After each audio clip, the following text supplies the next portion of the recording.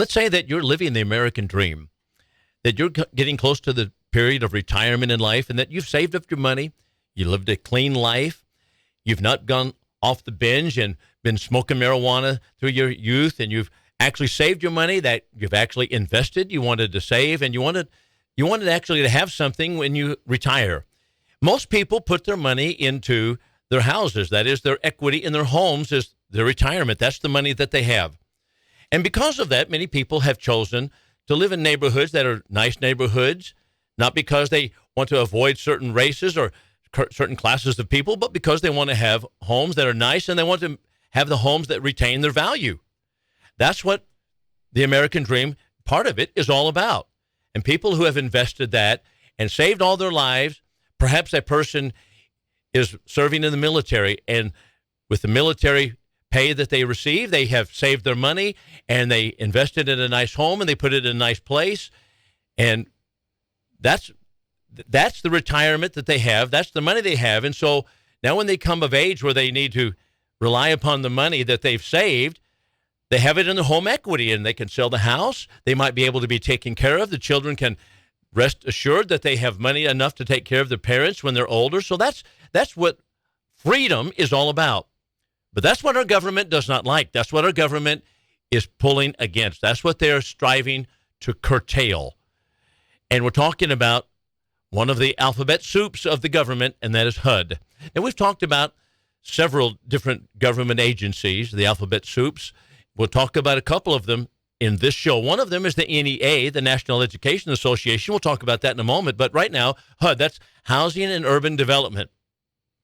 And then we're going to, at the end of this, we're going to go back and look at where did we go wrong with this? So what's happening pertaining to HUD? Well, in the state of California, HUD is mandating through the California's Department of Housing and Community Development, which is an arm of HUD, the ratcheting up pressure on various California communities such as Del Mar, Escondido, La Mesa, Lemon Grove, Oceanside, Solana Beach, and the prime vacation spot, which is a beautiful beach. It's just an island, and that's Coronado Island.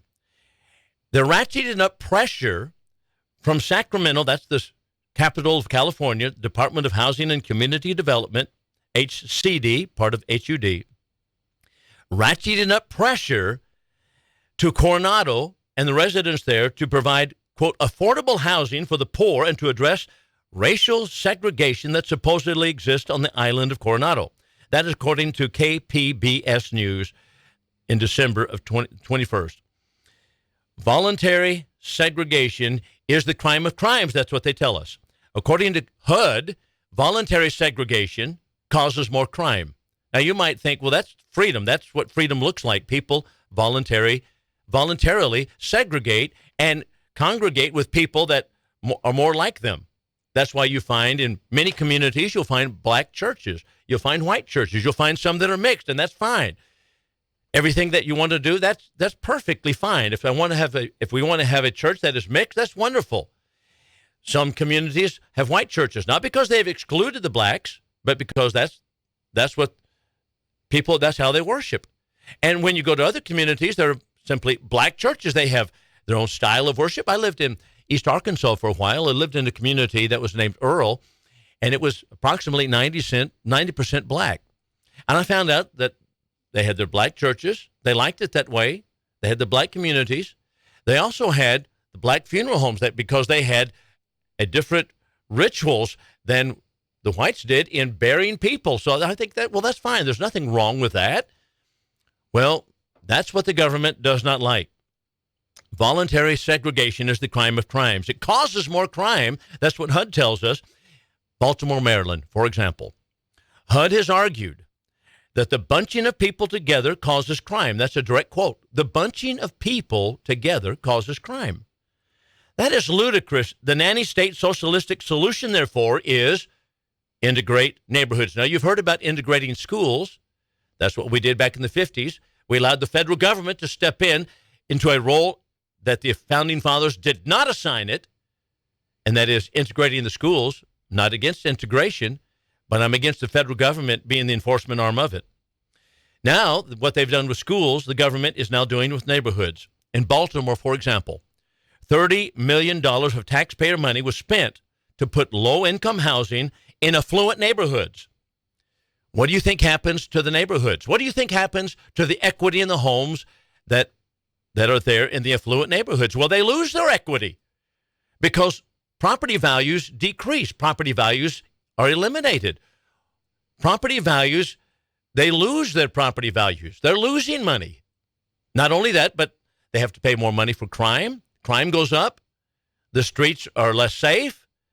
It's not an idyllic setting. So people that are in retirement communities, that's just too bad. That's too bad for them. That's what the government says. That's just too bad. So we talked about Baltimore, now focusing upon California. The state legislature, following the suit that is following the same track, has demanded that racial desegregation must occur in affluent neighborhoods and cities. Local communities must show that they're taking active steps to combat segregation. Because after all, segregation is linked to racist policies.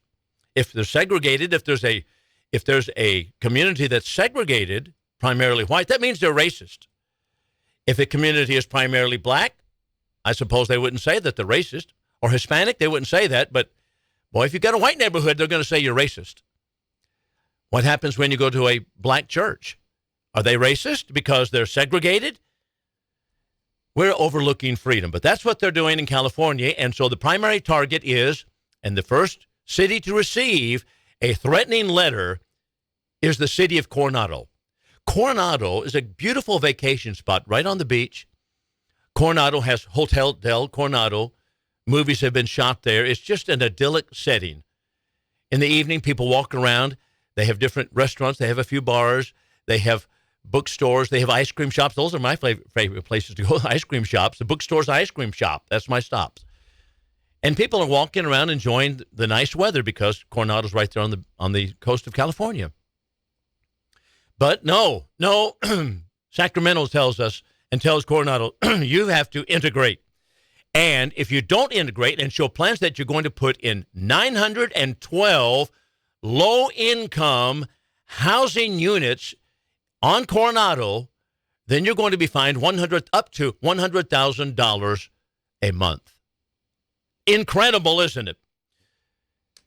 I am saddened by not only the government's socialistic policies. This is social justice. This is what this is. It doesn't bring everybody up. It brings everybody down.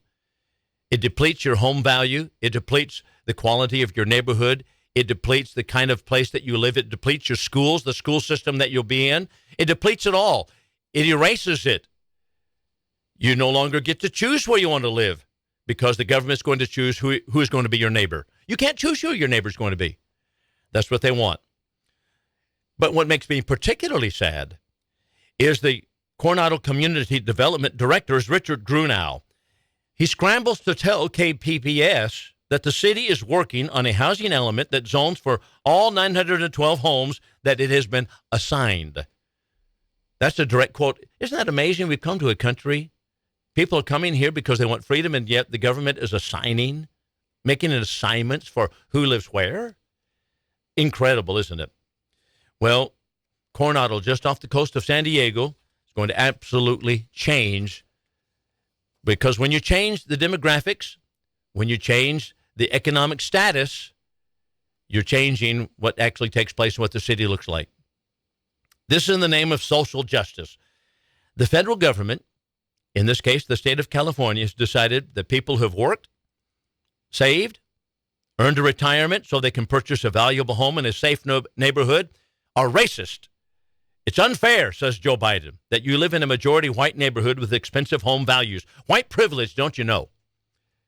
Now, of course, if you're Obama on Martha's Vineyard, he's not about to put 912 units of low-income housing next to his mansion. No, he's not about to do that because they know this is just for you. The HUD rules and the HUD program is only for the people.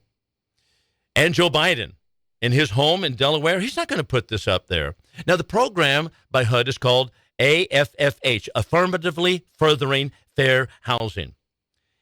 And it dismisses the rule of law and order in place of what is called fairness. If you have a nice house located in a nice neighborhood, you're going to have to sacrifice those blessings for social justice nonsense. If you worked all your life to save your money, if you've not participated in licentious living with the rest of the country and now have a savings account that you've invested in a nice home, too bad. Government says you're racist, discriminatory in your selection. Low-income housing. It always devalues the properties surrounding it. It will bring back socialism's balance. And that's what socialism does. It balances things to the lowest common denominator. Property rights, who cares? Property rights, gone. Now you think, well, that's California. No, this is HUD. This is the government agency, Housing and Urban Development, and it's coming to a neighborhood near you.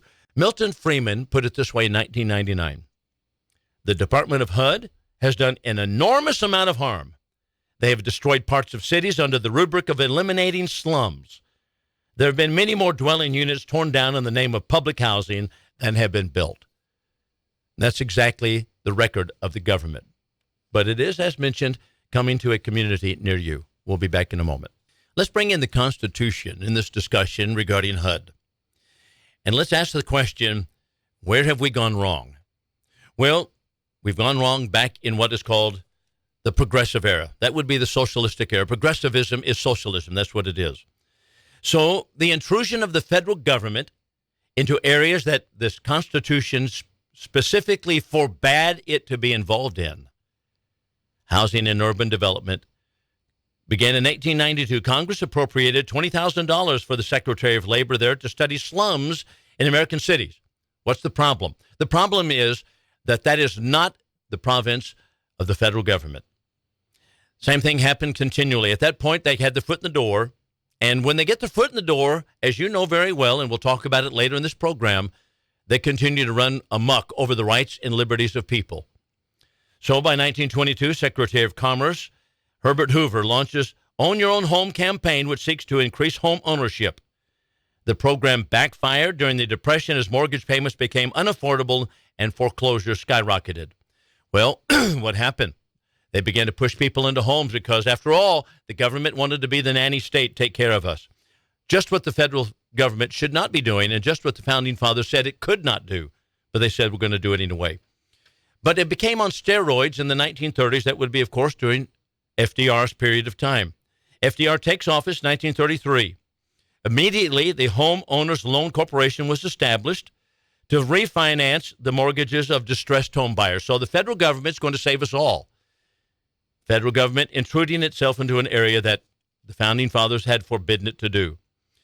1933, same year, the Public Works Emergency Housing Corporation was created to allow the federal government to directly engage in the construction of low-income housing and slum clearance. One of the great conservatives of that period, and I don't know if you remember his name or not, but his name is Hamilton Fish. He was a Republican from New York. He calls FDR's program a concrete example of the socialistic tendencies of the New Deal. That's what this is. We're talking about socialism. Socialism is the mantra that HUD works under.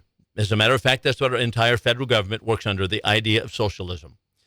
Well, Hamilton Fish had it exactly right, but that didn't stop FDR. As a matter of fact, people don't realize this, but when FDR floated his New Deal, which were the Public Works Association, and a multiplicity of others, do you realize the Supreme Court, all 9 justices, declared that every one of his programs were absolutely, teetotally out of line with the Constitution. They were unconstitutional because the federal government was not given that authority.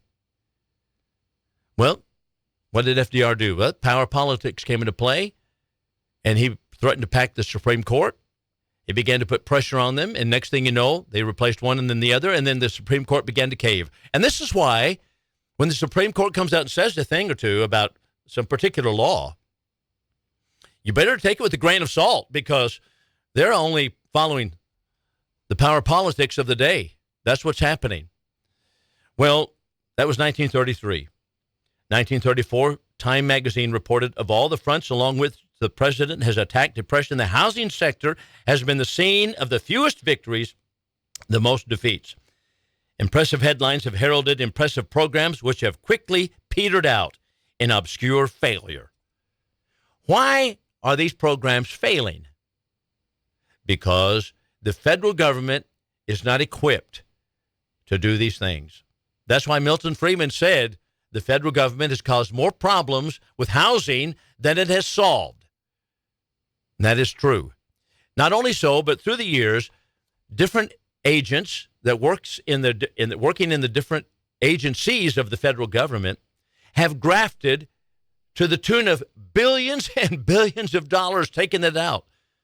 How is that the case? Because once a program is taken to the federal level, you cannot really keep your hawk eye on it. You can't watch what's going on. You don't know where the money is. You don't know right now.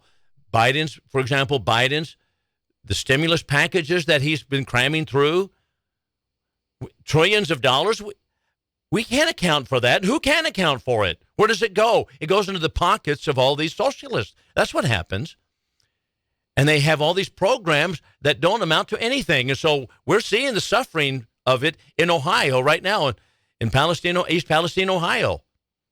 Because the EPA that's another one of the alphabet soups. The EPA, they're all about environmental protection, but the government at the same time is blowing up the Nord Stream pipeline, one of the greatest natural disasters that has ever taken place. They don't care. No. This is what happens when you turn over to the federal government that which has been left to the states and to local communities. And you can't manage it.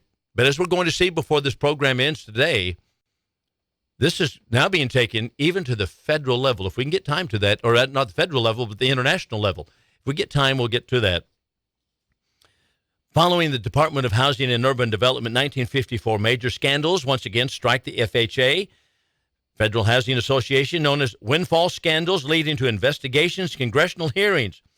And due to sloppy management at FHA, many builders pocketed millions of dollars of unearned profit for mortgage loans that exceeded the cost of construction. Amazing, isn't it? But that's not, you know what? Here's another just sad fact. It's one of the facts that really are irritating, and that is when the American people and when politicians see that we've gone wrong, that we've done wrong, you would think that they might backtrack and come back and say, okay, something's not going right here, because this was a pattern now of behavior with the federal government. What did they do? Well, you come up to Lyndon Johnson, 1965, and that would be, of course, the Great Society. And he put it, 1963, to be specific, he put it on steroids. He ushers in an era of massive federal intervention into state, local, private affairs, and he calls it the Great Society. Hundreds of new federal programs, including housing programs, creating a culture of welfare dependency that has been costly to America, and it right now is just eating the soul out of America right now. And that's what's happening. If we had time, we'd go into the Eagle Pruitt housing project that he put in St. Louis. It was the most incredible failure that you can ever read. Billions of dollars put into these housing projects, great big, look like giant apartment complexes. And the rule was that you had to be a single mother to get in there. So many black families, the fathers would say, okay, well, you'll be single. And that caused the fathers to desert. They would try to visit the wives at night. They would be discovered, and then they would kick the family out. So pretty soon you have just a slum. It was a slum. They finally had to tear it down. It became a huge slum area in St. Louis. That's a federal program. But they want the slum to come near you. That's what they want to happen at Coronado also. They look at Coronado, primarily white, middle class, even upper class people, retired military. People have worked all their lives, been commanders in the Navy, commanders in the Air Force. They buy a nice property. Oh, you're racist, and so we're going to destroy your property. We're going to take away your property values. That's what the federal government's all about. That's what HUD's all about. And that their program is called the Affirmatively Furthering Fair Housing. All right. Now, before I go to break, let me mention this. We've rebranded the program. We call it Patriotic Pulpit. You can find it on Amazon Music app. You can find it also on other apps as well. Amazon Music is just one of them, but it is Patriotic Pulpit. Amazon Music app. It's also on Spotify. It's another app that you can purchase and put it on your phone, and you can have it. Also, the man that's the behind the scenes, one of the persons behind the scenes with the program, he actually puts up short clips of different segments of the program, and they put it up under Patriotic Pulpit. So you can find it there as well. Now, articles that I write pertaining to all these subjects and more also, you can find on News Talk 1290 website. That's News Talk 1290, and that's here. I still have the website, American Liberty with Bill Lockwood. You can donate if you will, and if you wish. There's a donate button there, so that's how you get to my material. Now, also, I preach in the Iowa Park Church of Christ. And you can find my material there, iowaparkcoc.org, iowaparkcoc.org. So I have sermons that are posted there. I have articles. I have much materials, a lot more than you can find even on Patriotic Pulpit. So that's how you can get in touch with me, and I'm happy to hear from you. So go to Patriotic Pulpit. That would be the apps, and also Iowa Park COC, Church of Christ, that is, iowaparkcoc.org. We'll be back in a moment. In the first two segments of the program, we've talked about HUD, Housing and Urban Development, one of the agencies of the government, one of the unconstitutional agencies of the government. People sometimes ask me, well, why don't we just get rid of some of those agencies? Well, the story I'm about to tell you is in this illustration of another agency, the National Education Association, which President Ronald Reagan rightly pointed out it's unconstitutional. Once again, the American people let the federal government become the nanny state, the caretaker of us all. And so they created, under Jimmy Carter's administration, the National Education Association. But Ronald Reagan himself, even though he was a great, great president, he was unable. He did not have the strength enough. That is, he tried, but he was unable to get rid of the NEA. Once these government programs have become locked into place, it seems that they stay there. They are there eternally. And this next story shows us why we should never have gone in that direction to allow the federal government intruding itself into education. Common Core standards notwithstanding. Well, this is, by the way, you can read some of this on Fox News. I just picked up some of the pieces of the story and have a couple of comments to make on it. A Washington teacher, that's Washington State, a teacher wishes to keep students' secrets and the secret info from what he calls, or she calls, Christo-fascist parents. All right. Fox News Digital tells us in an article by Joshua Nelson, a teacher in Auburn School District 408, that's Washington State, Auburn School District. Karen Love is her name. She urges on Twitter in an exchange there that schools need to keep students' information secret from their parents. Karen Love. She was responding to a tweet from another one who encouraged parents to check your school district's policy regarding keeping info about your child secret from you. There are some scary policies out there, wrote this Twitter handle. Schools should not have a right to keep info about your child from you unless abuse by you is suspected. All right, that's the tweet. So here's what Karen Love, one of the teachers, wrote. I cannot disagree with this more. So many students are not safe in this nation from the Christo-fascist parents. End of quote. All right, let's stop for a moment. Let's examine the ground here for a second. The Auburn School District in Washington State includes 17,000 students. The Twitter thread was posted by Ian Pryor, a senior advisor at American First Legal. Another Twitter user responded to Pryor, who posted these tweets, by confirming that librarians think exactly this, just like Karen Love, that is. Full on religious discrimination. Discrimination that is full on. And to defend school kids getting graphic child porn as school books, #AASL 23 will be loaded with such groomers, and at ALA Library will be training more, all taxpayer supported, of course. That is, librarians in the public schools there in Auburn, Washington, are defending child porn and the children having access to it. Other parents have rightly become alarmed at all of this, what's going on there, and they're filing public records requests to the Auburn School District to obtain emails of love that contain any words regarding transgender, gender, and other related items. But as you know, it takes almost an act of Congress to get the liberals to be forthcoming in what really they're about. So let's ask the question, what is wrong with this picture? We talked about HUD, now we're talking about NEA. What's wrong with the picture? Well, there's so many things wrong with the picture, I hardly know where to begin. But first and foremost is the obvious fact that far too many educators no longer believe that they're serving homes and being extensions of the family, but haughtily suppose that they supplant the family. They believe that children are wards of the state. That's exactly what Karen Love believes, and that's what a lot of educators believe as well. And the state of Texas is not exempt from that idea.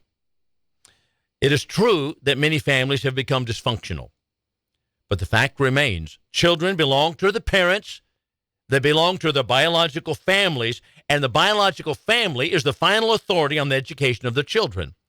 Surrogates of the state, that is, state educators, teachers, one of which I am, notwithstanding. Now, this belief, where does this belief come from? Well, it comes from Marxism. This is straight Marxist doctrine. This Marxist belief that children belong to the state has been ingrained into too many educators for too long by communist professorships at the university level who have brainwashed their students, who are now the teachers, and they themselves have been brainwashed by the socialistic credos to which they are goose-stepping. These professorships, in turn, fill our universities, and they are training our teachers. That's where the problem lies. Now, Friedrich Engels, Marxist partner in crime and the diabolical theory of Marxism, authored an 1884 book entitled The Origin of the Family, Private Property, and the State. And in it, Engels unabashedly declared there ought to be, this is ready how he wrote it, unrestrained sexual intercourse between the sexes, that all people must be freed from the care of their own children so they can fill more socially productive roles, don't you know, in society. You to be just a breeding machine, and the fathers to be the fathering machine, and turn the children over to the state immediately. After all, Engels argued, marriage is a recent invention based on man's lust for private wealth. That is, marriage has no basis in God, has no basis in biblical traditional morality. They didn't believe in God. They didn't believe in the Bible. And so marriage, it was a convention, it was a construction of the state that was designed to protect wealthy people's wealth, private wealth. And so children are to be considered wards of the state. So they want the women to birth. This is what Engels said. He wants the women to pop the babies out, turn them over to the herders, that it would be people who are keeping the sheep, and they become wards of the state. No oversight by parents. They just breed them. Now, American educators have been brainwashed, many of them have, along the same line.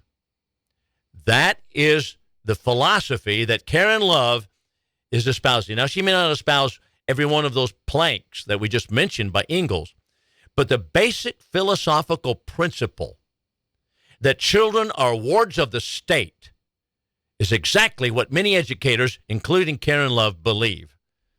Whether or not she went along the line with Engels and all of this, beside the point. Educators, too many of them, believe that children are wards of the state, and it is the state's right, responsibility to keep the children's secrets from their own parents. I tell you what, ladies and gentlemen, it is diabolical, it is devilish, it is wicked. But that's what's happening in our country. Now, here's another thing. The arrogant disposition that educators supplant parental rights is fostered by the unconstitutional movement that put education in the hands of the federal government to begin with. Our founding fathers, once again, said, look here, if you want to have freedom, how is it going to be maintained?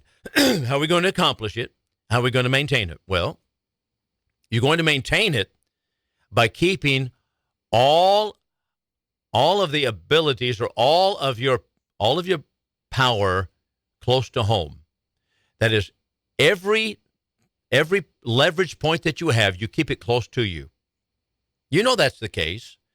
You know what? I had taught in juvenile detention for a long time, and I would present the kids in jail. These are kids in jail, junior high and high school. And I would present them. I said, is it easier for you to change City Hall? Is it easier for you to change the county government? Is it easier for you to change the state government? Or is it easier to influence the federal government? No one missed it.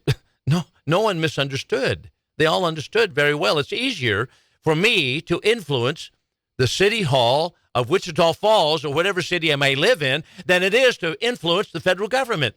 But when we take everything to the federal level, such as education, how much influence do you think you're going to have? That's right, zero. And the federal government, being in charge of education, now has fostered the disposition that children become wards of the state. That just goes along with it. That's part of the program. That is why constitutionalists, such as I am, have opposed the National Education Association as being diabolical, as being inimical to the real education of children, and unconstitutional to boot. Third, Karen Love, like many of her colleagues, she has been so miseducated that the real danger posed to students comes out of people like Karen Love, who calls parents and parental rights Christo-fascism. Her comments says it all, doesn't it? She doesn't understand Christianity. She doesn't understand what fascism is. There's so many people right here in this community. They think, well, fascism is something on the right. No, it's not. It's a leftist policy. Communism, Nazism, fascism, they're all on the left. They're all involving government control to one degree or another. And they're so far to the left. Christianity, the basis of our country, gave us the greatest freedoms that we have ever seen. As John Adams put it, the greatest freedom since the time of Adam and Eve. That's exactly right, because it was founded upon Christian principles, limited government, freedom under God, written right into the Declaration of Independence. Because that's the case, that's why we have the greatest freedom, or we had the greatest freedom in the world. But now we've turned it upside down. We've moved the scale all the way to the other side where tyranny is now taking place. And that's what's happening with the NEA. That's what's happening in Washington State. Would that educators would learn a little bit about this. We'll be back in a moment. Now, I've wrestled with exactly what I'm going to do with my last 10 minutes of the program. And I want to look at an article by Epoch Times. I have so many good materials in front of me. I mean, some of them are not so edifying, but nevertheless, they're pretty informative. However, this article in the latest edition of Epoch Times, I hope you get the Epoch Times. What a great paper it is. February 22 through 28, it's a weekly paper, and this is what the headline, one of the headlines reads. U.S. negotiates a deal to give the WHO, we've been talking about the alphabet soup, authority over pandemic policies, World Health Organization. Now, remember the question that I left you with, which is easier to control? Local government, county government, state government, or federal government? Well, since Biden has taken office, they are putting on fast track. This is what they want to do. They are putting on the fast track to world government. They don't make any bones about it. They don't make any excuses for it. They're absolutely all out for world government and the World Health Organization. This is a shocking story. When I mention this kind of thing, and I just think about all the silly, lightheaded people who thought about, well, we like Joe Biden. We want to ride in with Biden, and we want to have some of his ideas about health care. And you know what? You don't even know what the score is. You don't even know what's going on. People are just so abysmally ignorant on the left. They're abysmally ignorant. Most of the voters are. They're just absolutely out of it. Listen to this. This is absolutely stunning. So There's a new international health accord subjects nations to WHO treatments, mandates, supply chains, and surveillance. Okay, here's what's taking place. And this is basically, I just summarized it for you, then we'll look at the pieces of the article. The WHO, they want to decide, that's an arm of the United Nations, what is and what classifies as a health emergency. That's number one. We will tell you what a health emergency is. Number two, not only will we tell you what a health emergency is, but the signatory states, such as the United States, is going to have to follow our dictates. So in order to do that, they've even proposed out loud now, you can read it for yourself, a surveillance program to ensure that the United States and all the signatory countries will follow their dictates and mandates. And then number three, they want to manage the responses. That is, manage how the United States handles pandemics. All right. Have you seen what's going on in China? China, they're the ones in control of the United Nations now. They're the ones in control of all these things, and China's held up as the model. What has China done? They went and boarded up apartment buildings where people are dying in the apartments because, okay, they've got COVID. It's absolutely horrendous, the lack of human rights that are there in China. And we can go on and on all day about that particular element, but that's the model. That's what they want to do in the United States. And so in order to bypass Congress, because Joe Biden knows enough about the Constitution, he doesn't know diddly about it really, but he knows enough to know that this is going to be shot down by a Republican House of Representatives and perhaps even the Senate as well. And so they're going to try to go skirt the Constitution and sign on as a treaty, make it a treaty. So they think they're going to be immune from criticism and immune from cross-examination by signing on as a treaty. Now that's in an outline form what's taking place. So here's the article. The Biden administration is preparing to sign up the United States to a legally binding accord with the World Health Organization that would give the Geneva-based United Nations Health Agency the authority to dictate America's policies during a pandemic. And we already know that the mainstream media in MSNBC, NBC, CBS, CNN, all of them have lied consistently about the origins of the pandemic. They lied. And they simply took the talking points that were put out by the Chinese government, and they told us that it's absolutely ludicrous to suppose that it came out of a Chinese wet market. But we know that's, of course, the case, exactly what happened right now. So they continually lied about it when it was already proposed by President Trump and others that that's exactly the origin of it. And the mainstream media, they couldn't stand that we would say it came out of China. Well, now they want the World Health Organization to take over the management of any future pandemics. Remember, this is what they want to do. World government, they're going to do it by pandemic. Despite widespread criticism, the article goes on to say, of the WHO's response to the COVID pandemic, U.S. Health and Human Services Secretary Xavier Becerra joined with the WHO Director General Tedros Adhanom Ghebreyesus in September 2022 to announce the U.S./WHO Strategic Dialogue.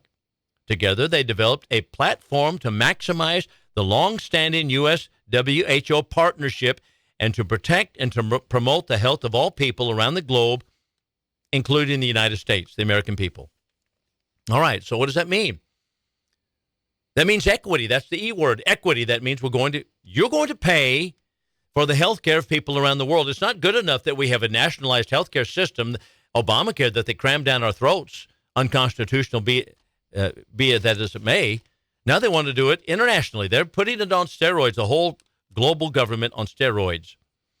And so what they're telling us, They believe in equity, which means everybody in the world gets vaccinated, whether you need it or not. That's Dr. Merrill Nass, a physician. Equity means distribution, redistribution. The article goes on. These discussions and others spawned the zero draft of a pandemic treaty published on February 1, which now seeks ratification by all 194 WHO member states. So 194 countries, member states of the WHO. A meeting of the WHO's intergovernmental negotiating body is scheduled for February 27 to work out the final terms, which members will then sign. That took place last week. Written under the banner of the world together equitably, I told you we have equity there, the zero draft grants the WHO the power, now get this, the power to declare, manage a global pandemic emergency. Once a health emergency is declared, excuse me, all signatories, including the United States, would submit to the authority of the WHO regarding treatments, government regulations such as lockdowns, vaccine mandates, global supply chains, monitoring and surveillance of populations. All right. How do you like that? That is communism on steroids. The WHO and the United Nations, its parent organization, is a communist organization that we need to get out of. And I cannot understand how it is the case that anyone who wants to be informed would sign on to such a thing as this if we want to have freedom, any vestige of freedom remaining. It just absolutely blows my mind. Well, they want to see a centralized vaccine and medication-based response and a very restrictive response in terms of controlling populations, according to David Bell, a public health physician and former WHO staffer specializing in epidemic policy. He told that to the Epoch Times. They get to decide what is a health emergency, and they are putting in place a surveillance mechanism that will ensure that there are potential emergencies to declare. Absolutely stunning, breathtaking in their overreach communist style. This is what the United Nations has always been about. This is what has been going on since 1945 with the United Nations and the WHO. It is past time that America gets out of this, but the Biden administration has plans for you. We're going to not only surveil you, we're going to have surveillance coming at a world level. That is coming out of Geneva. That's what's happening. The WHO Pandemic Treaty is part of a two-track effort, the article goes on to say, coinciding with an initiative by the World Health Assembly to create new global pandemic regulations. How do you like that? Global regulations that would also supersede the laws of member states. All right? What are the laws of this country? We thought we had laws that would help regulate us. No, these are going to supersede those laws. The World Health Assembly is the rule-making body of the WHO, comprised of representatives from the member states. And this is exactly what the Biden administration is signed on to. It is a signatory for world government. Ladies and gentlemen, it's time for Biden to be kicked out of office. He's incompetent anyway, but be that as it may, now's the 25th Amendment time to invoke that one, isn't it? Well, both initiatives are fatally dangerous. Francis Boyle, professor of international law at the University of Illinois College of Law, told the Epoch Times, either one or both would set up a worldwide medical police state under the control of the WHO, and in particular, the WHO Director General Tedros. If either one or both of these go through, Tedros or his successor will be able to issue orders that will go all the way down the pipe to your primary care physicians. So not coming out of Washington, D.C., coming out of Geneva, coming out of the United Nations. All right, well, that's what's happening. How much time do I have on this one? Well, you know what? It's out of time. So, Epoch Times, look at the article, United States negotiating the deal to give the WHO authority over pandemic policies. Biden administration turning you over to a world government.